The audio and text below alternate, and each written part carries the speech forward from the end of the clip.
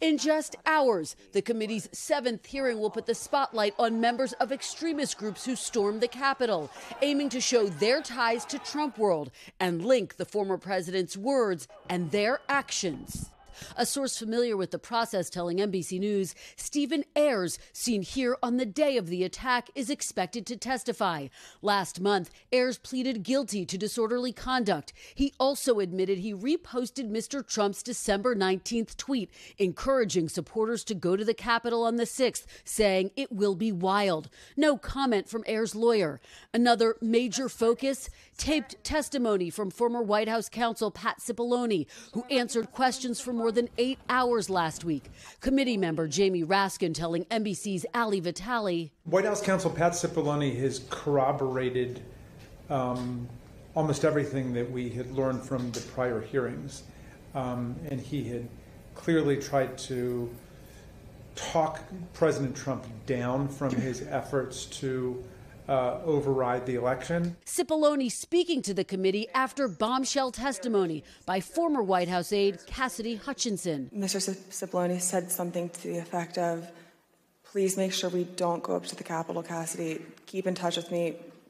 We're going to get charged with every crime imaginable if we make that movement happen. Meanwhile, in a stunning reversal, former Trump advisor Steve Bannon now saying he is willing to testify publicly before the January 6th committee after spending months refusing to cooperate.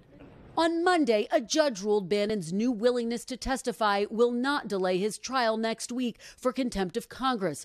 Charges brought because Bannon stonewalled the committee's repeated requests. Federal prosecutors calling it a last-ditch attempt to avoid accountability. The committee's main focus, Bannon's role in the run-up to the 6th, and these fiery comments the day before the attack. All hell is going to break loose tomorrow.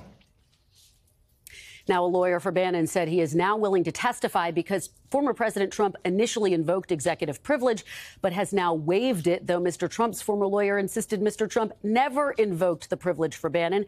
And the committee argues the bottom line, the privilege argument just does not apply. Hoda and Savannah. So speaking of bottom lines, do you think that Bannon will actually testify before this committee?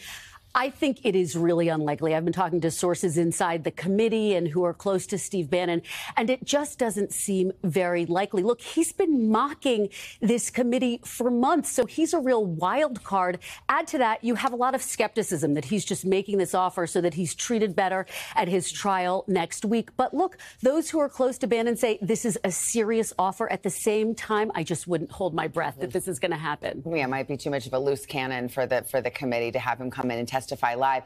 A separate story in Washington, but always looming, politics, and the president's poll numbers really dismal.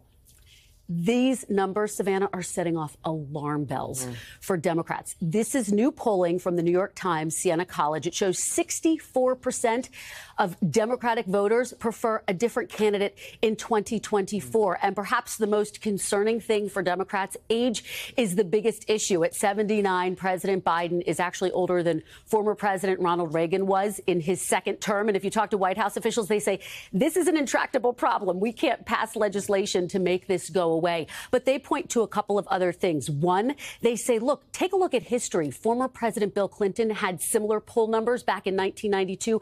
He was reelected. Where Democrats wanted a different Two-thirds of Democrats at the time. So they wanted a different candidate. Exactly, Savannah. And they also point to this other figure. The fact that President Biden beats former President Trump in a hypothetical matchup by 3 points. And new polling also shows that nearly half of Republican primary voters want a different person than former President Trump. That matchup is quite elderly as well. Yes, I know. Right? They're both, I think, going to be in the late 70s. There you go. 80s. I know a lot of voters saying they want to see something new. All right, Kristen, thank you. And be sure to tune into NBC and NBC News Now today at 1 o'clock Eastern, live coverage of the January 6th committee hearing. Hey, thanks for watching our YouTube channel. Find your favorite recipes, celebrity interviews, uplifting stories, shop our favorite deals, and so much more with the Today app. Download it now.